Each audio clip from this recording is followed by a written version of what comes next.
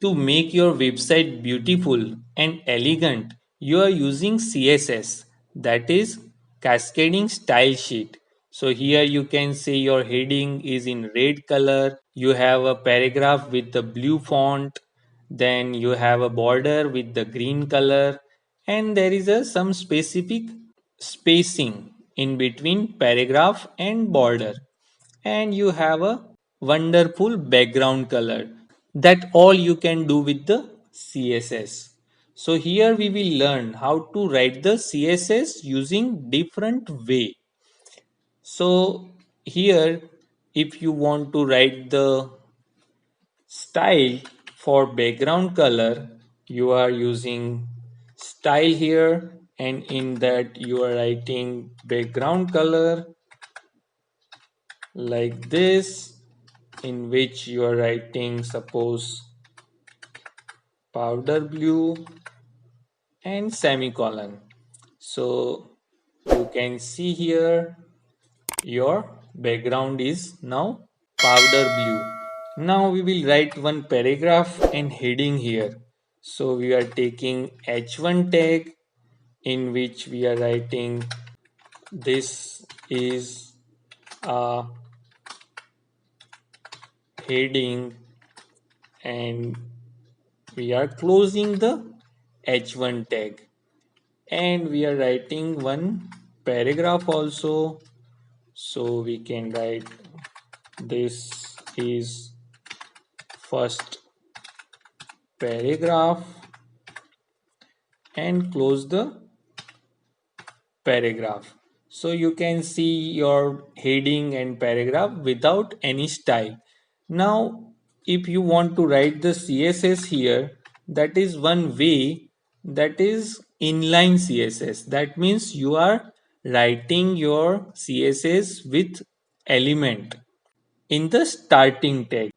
Now in the style you can set the color, that is red here, and you can see your heading is with the red color. Similarly, you can write the style for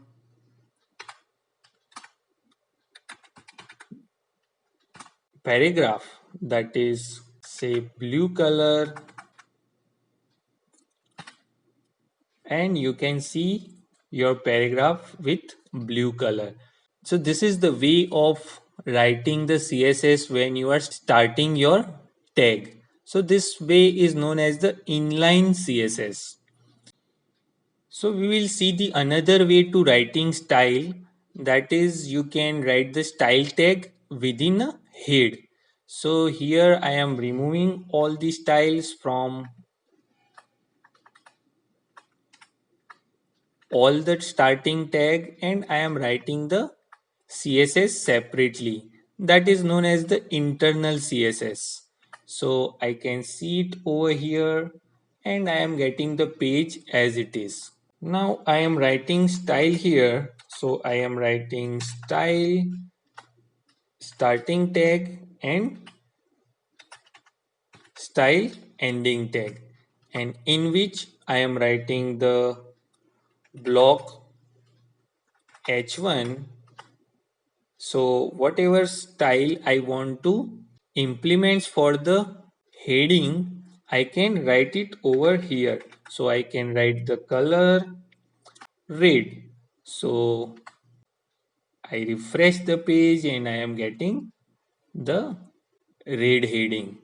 Similarly, for the paragraph, if I want to write color is equal to say blue, and you can see it, your color is now blue.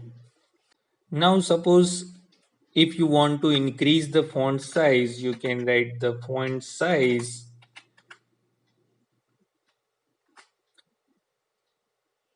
is now 300%. So you can see your heading is now 3 times bigger than the normal heading. And paragraph also I am writing with the bigger font, so I am writing font size, that is 150%. That is bigger font paragraph. Now suppose I am writing few more paragraph here. That is, this is my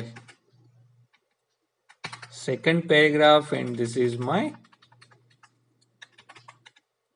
third paragraph, and you refresh the page. So you can see here all paragraph is now with blue color. So that is what the advantage of internal CSS. So whatever CSS you are writing for the P block, that is applicable for all paragraph. Now suppose if you want to build the border of paragraph, then you can write 2 pixel border with solid style, and border color we are taking as a green and semicolon. So you can see here your paragraph having border here. So we are writing our CSS within a documents. That is why it is known as the internal CSS. So this all formatting you are applying using style, that is applicable for the entire page here. Now we will see one more type, that is known as the external CSS, in which we are writing this CSS code in a separate file. So we will take one new file, and that I am save as to my folder, and in that I am writing style with CSS extension. So I can save it, and you can see here style.css is available here. Now I am copying these things in a separate file.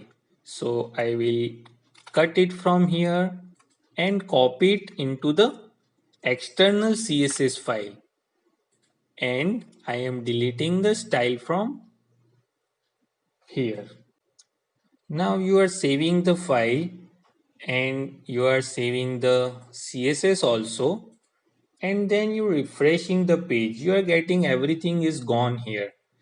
So your CSS is not working here.